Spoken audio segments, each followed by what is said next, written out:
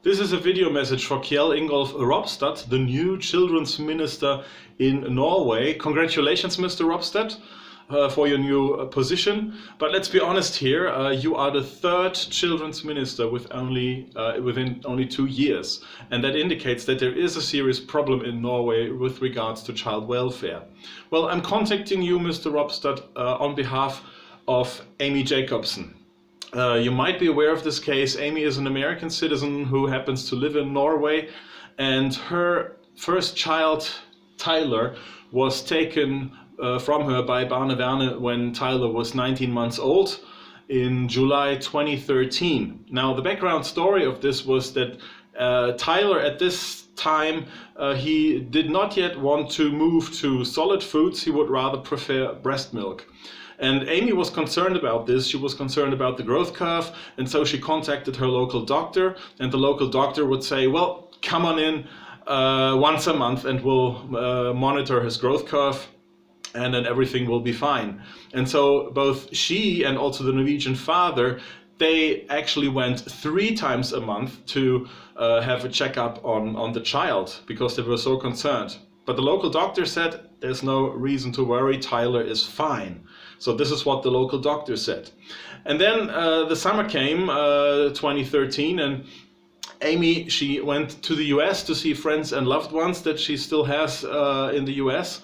And right after she comes back to Norway, the police and Barnevernet, they are at her door, and they knock at her door and they say, you have to give us your child, or you have to come with us to a hospital where a doctor can look at the child and examine the child. Well, my first question here is that standard procedure in Norway? Is that how child welfare is supposed to work? What happened here was that the Barnevernet, they received a phone call from a person who actually wanted to maliciously hurt Amy and put her down. So it was not about the well-being of the child in the first place. So is this the standard procedure when Barnevernet receives a phone call that they immediately take the police, and that they immediately want to take the child away with the police, that they threaten the family? I mean, seriously, is this standard Norwegian procedure, how things ought to be done? Shouldn't the child welfare services build up trust? Shouldn't they first look into a family, and shouldn't they first find out if everything in the family is okay? I mean, in our country where I'm from Germany, but I live in Austria, but in both countries, really, removing a child is really the last thing you do and not the first thing. So she was threatened. She had to either give the child over to them right away, or go with them to a hospital where a doctor would examine the child. Now, what happened here is they didn't go to the local doctor in Lyngdal where she was living. They actually took the child to a hospital which was like 75 kilometers away in Kristiansand. Now, why would they go this far if there are local doctors available? I mean, this is a question here as well I have for you. Why would Barnevernet not go to a local doctor, which would be an easy thing to do, but instead they go to Kristiansand? Could it be that the doctors in the hospital in Kristiansand, that they would be more willing to cooperate on Barnevernet's terms when it comes to moving a child? That's a serious question I have. Otherwise, I can't explain why they would take the child to Kristiansand, which is so far away. Please answer that. And then at the hospital in Kristiansand, a doctor looks at the child and he says, Tyler should weigh 10 kilos, but he only had 9.6 kilos, so he says this is an underweight. Well, if you look at weight charts, this is not an underweight, this is a total normal weight for a child Tyler's age. And also the doctor said Tyler has a slight vitamin B12 deficiency. Well, let's be honest about this here. Are these really compelling reasons to remove a child forever? I mean, I have 2 nice colleagues at work, and they're just having their first child, a wonderful couple, and their child is just a little more than a year old, and they were also going to their local doctor, and also this child had a vitamin B12 deficiency, and they just got an advice from the doctor, and that was it.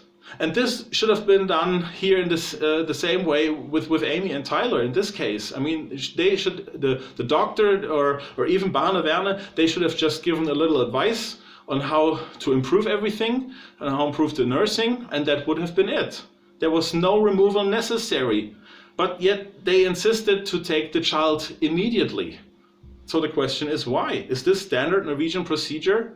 Not looking into the family situation, not checking if she is a capable mother? Why would they take the child away?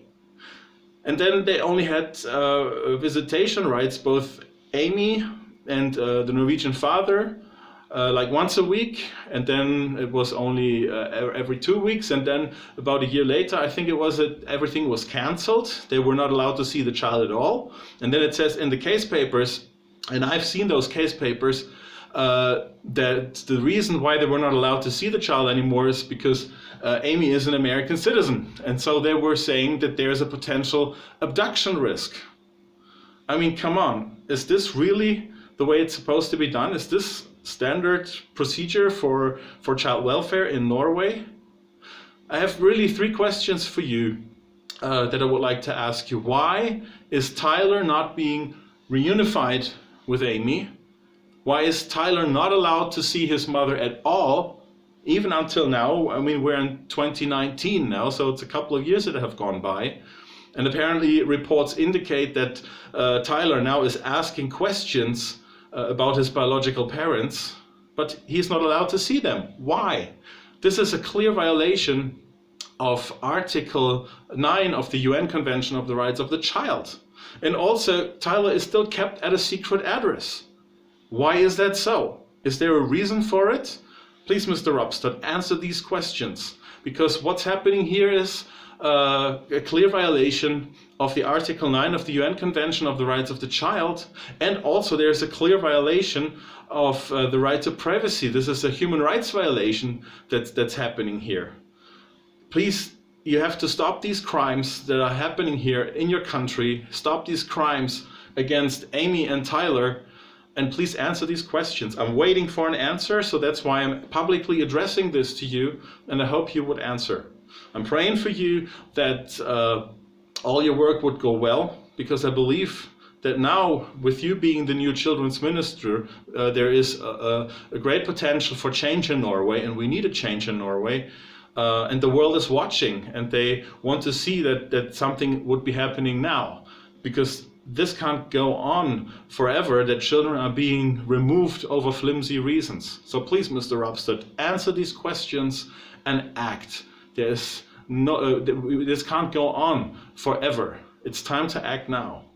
Thank you for taking the time, and I'm waiting for an answer.